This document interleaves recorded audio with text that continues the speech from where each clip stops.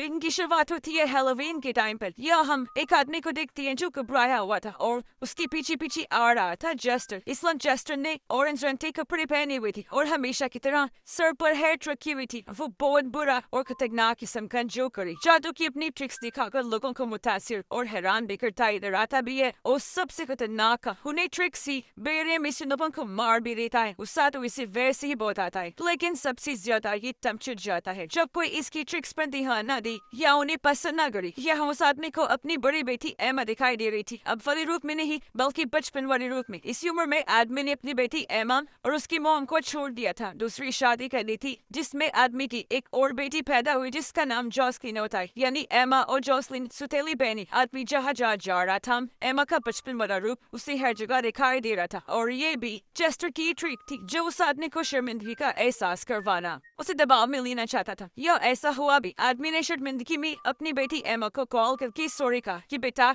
मुझे माफ कर दो, और एमा ने ये कहकर फोन बंद कर दिया कि मेरा आपसे कोई ताल्लुक नहीं, आइंदा मुझे कॉल मत कीजिएगा, क्योंकि सॉरी से जख्म नहीं बढ़ती। उसे बहुत ज्यादा गुस्सा आ गया और अब फोन बंद होने की वजह से आदमी को बहुत दुख हुआ, जिस वजह से जेस्टर उसके पास आ जाता है। वो आदमी यानी एमा की डैड जेस्टर को कहती है, देखो मैंने कोशिश की लेकिन वो मुझसे बात नहीं करना चाहती, जिसका मतलब कि आदमी ये सब जेस्टर के दबाव में ही कर रहा था और अब वो इसमें कामयाब नहीं रहा। इसलिए जेस्टर यहाँ अपनी जादूगरी पर उतर आता है, अपनी पागलों वाली हरकतें करके। वो एमा के डैड के गले में फांसी का फंदा ले आया। उसने जैसे ही अपनी टाई को टाइट किया, उसके डैड के गले में रस्सी टाइट हो गई। उसने पेटाई को खींचा जिससे रस्सी भी खींची और एमा की डैड हवा में लटक गई, उनकी मौत हो गई। और ऐसा होते ही जेस्टर नीचे पानी में गिरा देता है। अगले दिन एमा की डैड का फ्यूनरल रखा गया। या खुद एमा भी आई थी, उसकी छोटी बहन जॉसलिन और उसकी दोस्त भी थी। एमा यहाँ जॉसलिन से कोई बात नहीं करती क्योंकि वो उसे पसंद नहीं करती थी। एमा तो बल्कि अपनी डैड की मौत पर खुश थी। वो अपनी मॉम को कॉल करके इस बारे में बताती है, कहने लगी कि अच्छा हुआ वो इसी लायक थे, वो मर गई और इस तरह हमारे साथ इंसाफ हो गया। पर जॉसलिन तो काफी दुखी थी। अब सारे तो फ्यूनरल से चले गए थे पर एमा नहीं। वो अपनी मॉम से फोन पर बात करी, तभी वो देखती है कि डैड की ताबूत के पास जोकर जैसा कोई आदमी नाच रहा है। ये और कोई नहीं बल्कि जेस्टर ही था, जो अचानक वहाँ से गायब भी हो गया। पर असल में वो वही छुपा हुआ था, एमा को जाते हुए देख रहा था। कुछ देर के बाद कब्रिस्तान की रखवाली करने वाली दो आदमी वहाँ आए। जेस्टर को वहाँ से भगाने की कोशिश करती है, लेकिन वो तो उनके साथ खेलने लगा, कभी गायब हो रहा था तो कभी वापिस आ जाया करता था। ये देखकर दोनों आदमी काफी परेशान हो गए। तंग आकर एक ने पुलिस को कॉल कर दी, तब जेस्टर ने दूसरे आदमी को नीचे गिरा दिया, जिससे उसका सर सीधा जाकर पत्थर से टकरा गया। उसे काफी गहरी चोट लगी थी, जिस वजह से मौके पर ही उसकी मौत हो गई। ऐसा जेस्टर ने अपने खतरनाक जादू की ट्रिक से किया था, जिसके वो खूब मजे ले रहा था। दूसरा आदमी देखता है कि मरने वाली आदमी की छुटों पर नीसिस बंधे हुए थी। अब जाहिर है ये कारनामा भी जेस्टर का ही था। अब इससे पहले वो आदमी पुलिस को कुछ बता पाता, उसके गले में भी कुछ होने लगता है। अचानक ही उसे खून की उल्टियां होने लगी क्योंकि उसके गले से कुछ बाहर आ रहा था। जब वो चीज निकली तो पता चला कि वो एक साबुत सेब था। अब जाहिर है ये भी जेस्टर की ट्रिक थी। वो जोर से सेब को बाहर निकालता है और इस तरह उसका भी काम तमाम हो गया। अब ये चीज बहुत अजीब थी, लेकिन फिर भी जेस्टर बोर होता है और अपनी अगली खतरनाक ट्रिक्स करने के लिए वहाँ से निकल जाता है। रात के वक्त एमा जॉसलिन से मिले एक बार में दी। उनकी बातचीत अभी तक काफी अच्छी से चल रही थी, लेकिन जैसे जॉसलिन उनकी डैड का जिक्र करती है, एमा को गुस्सा आ गया। वो जॉसलिन को भी काफी बातें सुनाती है और वहाँ से जाने लगी थी। दुखी होकर अब बेचारी जॉसलिन भी यहाँ से जाने लगी थी। उसे एक आदमी रूक कर कहता है कि तुम्हारी डैड कोई अच्छी इंसान नहीं थी, मैंने उनके साथ 15 साल काम किया है, मुझे पता चला था कि उनके बहुत सारे राज हैं, बहुत सारे उनके डीमंस शैतान थे। उन्हीं में से उनका एक डीमन जेस्टर भी था, जो उनसे उल्टे सीधे काम करवाया करता था। उधर एमा जब जा रही थी तो जेस्टर उसे रोक लेता है। वो उसके सामने दिए सारे कार्ड्स लाकर एक चुनने को कहता है, पर ये किस एमा को पसंद नहीं थी। वो जान छुड़वाने के लिए एमा सामने वाले स्टोर में चली जाती है।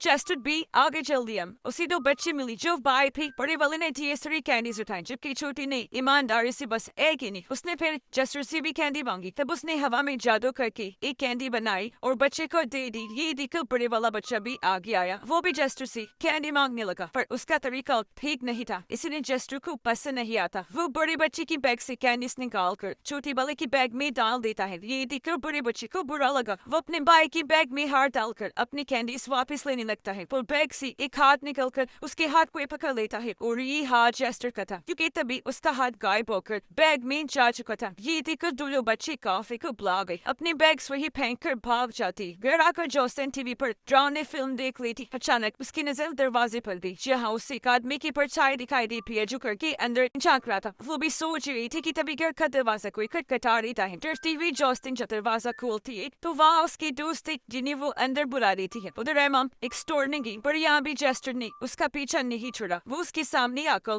और सीधी हरकतें करने लगा। पहले वो बस मजाक में सब कर रहा था, लेकिन थोड़ी ही देर बाद सीरियस हो गया। वो जब करीब आया तो एमा पहचान लेती है कि तो वही पागल जोकर है जो मेरे डैड की ताबूत के सामने डांस कर रहा था। उसे गुस्सा आ गया, वो जेस्टर को धक्का मारती है, लेकिन उसके हाथ से बोतल गिरकर टूट जाती है। तब उसके कांच का टुकड़ा जेस्टर ने फौरन उठा लिया। अब एमा को लगा कि मुझे मारेगा, लेकिन वो अपना ही गला काट लेता है। उसका तेजी से खून निकलकर एमा के ऊपर गिरने लगता है। अब बेजान होकर जेस्टर नीचे गिर जाता है। अचानक ही वो दोबारा उठ खड़ा हुआ, वो भी बहुत स्टाइल से। अब जाहिर है ये भी उसकी ट्रिक थी जो एमा को दिखा कर वो मुतासिर करना चाहता था, लेकिन इससे कोई मुतासिर क्या ही होता। वो डर की वजह से वहाँ से भाग जाती है। दोबारा से उसे स्टोर में आ गई, उसके चेहरे पर खून लगा हुआ था। जो उसकी हालत देखकर स्टोर का मालिक पुलिस को यहाँ बुला देता है। कुछ देर में इन्हें दो पुलिस ऑफिसर्स आके एमा से पूछताछ करने लगते हैं। हालांकि एमा ने जेस्टर के बारे में उन्हें सब कुछ बता दिया, लेकिन जाहिर उसकी बातों पर यकीन कर पाना मुश्किल था। पुलिस को ये लगता है जैसे यहाँ कोई मजाक चल रहा था। उनके जहन में भी कई सारे सवाल उठने लगते हैं, जिनका जवाब बनकर जेस्टर खुद ही स्टोर के अंदर आ जाता है। वो उनके सामने एक हथकड़ी निकाल कर अपने दोनों हाथों पर लगा लेता है, लेकिन अगले ही पल वो हथकड़ी उसके हाथों से गायब होकर दोनों ऑफिसर्स के हाथों में लग जाती है। अब इससे पहले वो कुछ समझ पाती, जेस्टर ने अपनी हेयर से एक ऑफिसर्स का सर ढक दिया और अब जैसी हेयर हटाई दी, हेयर ऑफिसर का सर ही वहाँ से गायब हो जाता है। तो बगैर सर की वो तड़पने लगता है। ये देखकर दुकान के मालिक की तो हालत ही खराब हो गई, जल्दी से वो यहाँ से भाग जाता है। दूसरा ऑफिसर अपनी हथकड़ी खोलकर जेस्टर पर टन पहन देता है, जबकि जेस्टर तो ऑफिसर के बिना सर वाले जिस्म के साथ टास्क कर रहा था। ऐसा करने में उसे बहुत मजा आ रहा था। ऑफिसर गोली चला देता है, वो जेस्टर को लगने की बजाय उस ऑफिसर को ही लग जाती है। तो उसका तो काम तमाम हो गया, और अब जब उसने जेस्टर को गोली मारी तो वो गोली को ही पकड़ लेता है। अब ये देखकर एमा की हालत भी खराब हो गई, वो भी जल्दी से वहाँ से भाग जाती है। तब बची हुई ऑफिसर को मार कर जेस्टर भी वहाँ से निकल जाता है। उधर जोसेन को ऐसा लग रहा था जैसे डैड अभी भी मेरे साथ है। वो उनके कमरे में जाकर डैड की तस्वीर देख रही थी कि तभी वो तस्वीर से निकलकर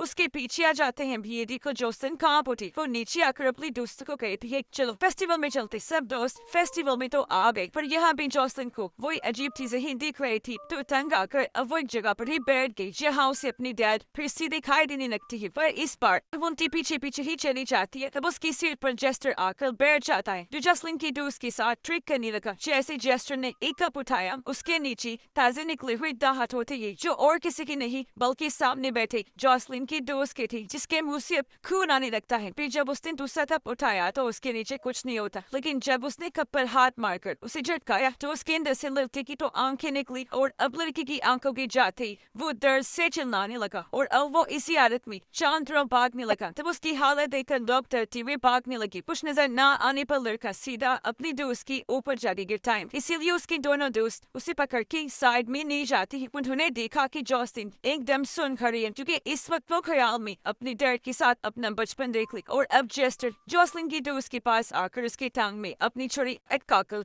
टांग ही तोड़ देता है। फिर जब उसने जोसेन की तीसरी दोस्त को खामोश रहने का इशारा किया तो उसका गला घुटने लगा। इसी बीच जोसेन भी अपने ख्याल से बाहर आ गई थी। वो जेस्टर के पास आकर उसे कहते कि प्लीज इन सबको छोड़ दो, तुम जैसा कहोगी मैं वैसा करने को तैयार हूँ।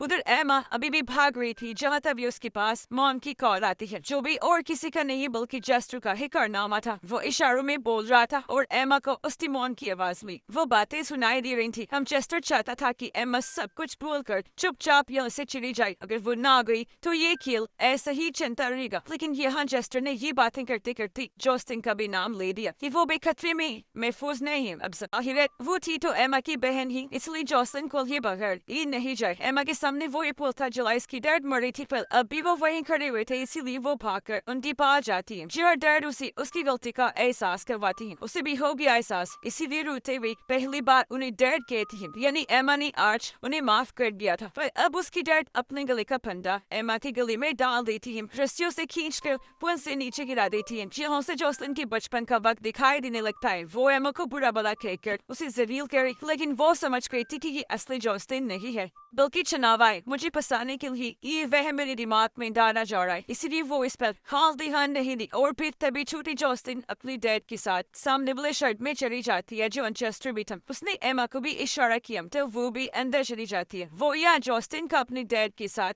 खुशहाल बचपन देख रही थी जो एमा को नहीं मिला। उसकी डैड चाकू लेकर एमा के पास आए लेकिन अपने सीने में चाकू घुसाने लगती है जो देखकर एमा को बहुत बुरा लगा। वो रोने लगती है। ये देखकर उसकी डैड कहती है कि अब क्यों रो रही हो, मेरे स्वीटवेल पर तो खुश हो रही थी कि ये सब दरअसल छलावा था। इस वहम की दुनिया में उसकी डैड एमा को शर्मिंदगी महसूस करवाना चाहती थी ताकि वो यहाँ पूरी तरह तोड़ जाए। जहाँ पहले तो एमा मजबूत रही लेकिन रोते लगती है। जोसलिन भी अब बड़े बने रूप में आ गई थी। ये भी एमा को बातें सुनाकर खूब जलील कह रही थी। जोसलिन अपने डैड के अंदर से चाकू निकाल कर एमा को देती है ये कहकर के जाओ और ये खुद को मार दो। लेकिन यह एमा खुद पर कंट्रोल कर लेती है, खुद को टोटली से बचा देती है और जोसलिन को बोली कि तुम असली नहीं हो, बस छलावा हो, मैं तुम्हारी चाल में नहीं आऊँ। ये कहकर उसने जोसलिन के पेट में ही चाकू से वार कर दिया। इसी के साथ वो वापिस असली दुनिया में आ गई जहाँ भी उसने सच में जोसलिन पर चाकू से वार कर दिया था। जो चीज उससे जेस्टर नहीं करवाई थी उसे वह में डालकर ऐसा होते वो एमा के लिए तानिया बजाने लगता है। लेकिन अब क्या हो सकता था,